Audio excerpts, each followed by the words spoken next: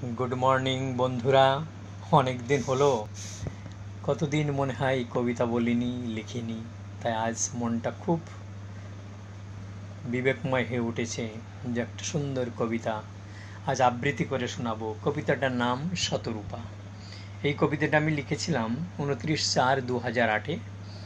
যেহেতু আমার অনেকগুলো বই এখন আন্ডার প্রেসে মানে প্রিন্ট হতে যাচ্ছে আর কি, তারপরে এই একটা কবিতা 29/4/2008-এ লেখা। কবিতাটার নাম শতরূপা। শুনুন, ভালো লাগবে। জানি সেই 17 বছর আগে তোমাকে দেখেছিলাম শেষবারে, ছুঁয়ে আসা ফেলে আসা সেই স্মৃতিসুধা, শত মিলনের অনির্বাণ ধূপ মম স্মৃতিপরে আঁকা।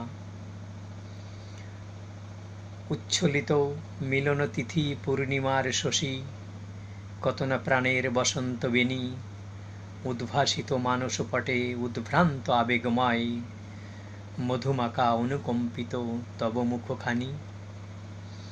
শুয়েছে হৃদয় মম চঞ্চলতায় তব মিলনের আশে, ফুল ছোঁয়া প্রেমের পরশ সুমিষ্ট আবেগময় ভালোবাসার অনুভাসে। প্রস্ফুটিত নবমল্লিকা ফুলদল শাকে, তোমাকে হারিয়ে কাঁদি নিশীতের প্রাতে। জোনাকির আপ্লুত আলোয় তোমাকে খুঁজিকো স্মৃতি তটে তটে, নিস্তব্ধ রাতের চন্দ্রিমা সুধা, যেন বলে যাও কত কথা জ্যোৎস্নার সাথে।